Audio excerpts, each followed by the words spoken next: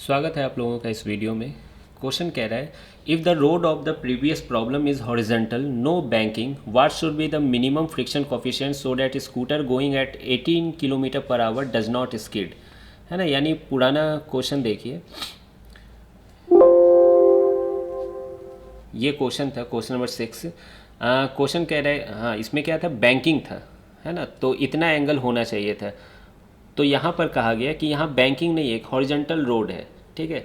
तो अब नॉर्मल का कंपोनेंट तो सेंट्रीपिटल फोर्स नहीं प्रोवाइड कर पाएगा, तो यहाँ कौन बचाएगा आपको, फ्रिक्शन बचाएगी, ठीक है।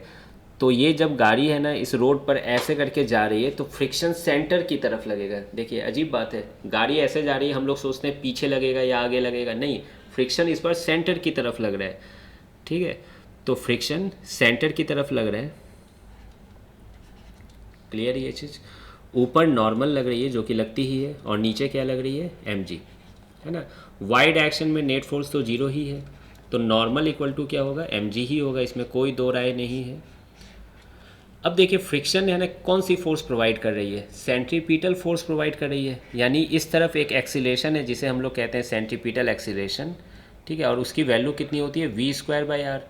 तो अगर कोई पूछे net force equal to mass into acceleration लिखिए, है ना, तो नेट फोर्स की क्या लग रही है वहाँ, फ्रिक्शन ही तो लग रही है सेंटर की तरफ, equal to M into V square by are.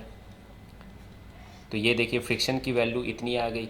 अब देखिए इसको लाने के लिए आप एक सेंट्रीफ्यूगल फोर्स से भी बना सकते हैं ना, एक रोटेटिंग फ्रेम पर बैठ गए चेयर पर एकदम सेंटर पर, और आप भी उसी वी स्पीड ओमेगा स्पीड के साथ घूम रहे हैं वी बाई आर के साथ, तो आप बाहर के डायरेक्शन में एक सेंट्रीफ्यूगल फोर्स लगाते थे, तो एक लाइन में है ना आप ये भी लिख सकते हो friction equal to centrifugal force M V square by R, है ना, friction equal to M V square by R.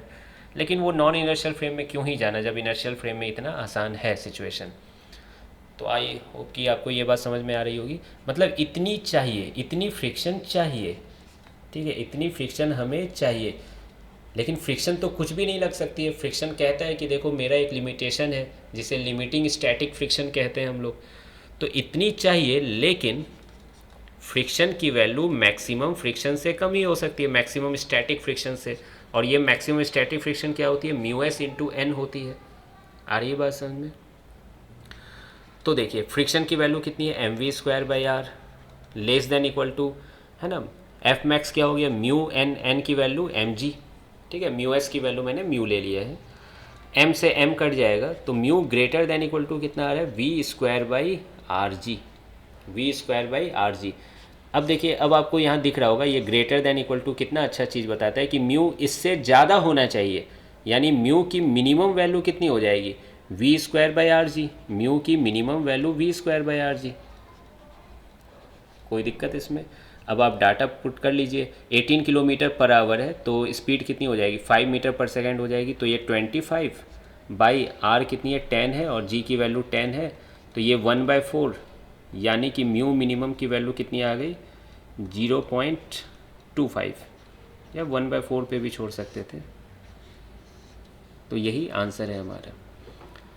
तो आई होप आपको समझ में आ रहा होगा कि इतनी मिनिमम कोफिशिएंट ऑफ फ्रिक्शन चाहिए रोड की, कि अगर हम 5 मीटर पर सेकंड से जा रहे हैं तो हम बिना स्लिप किए हुए, बिना स्किड किए हुए जा सकें सर्कुलर पाथ में। इससे कम हुई तो स्लिप होना तय है, क्योंकि फ्रिक्शन बचा नहीं पाएगी, है ना। तो मिलते हैं फिर नेक्स्ट वीडियो में।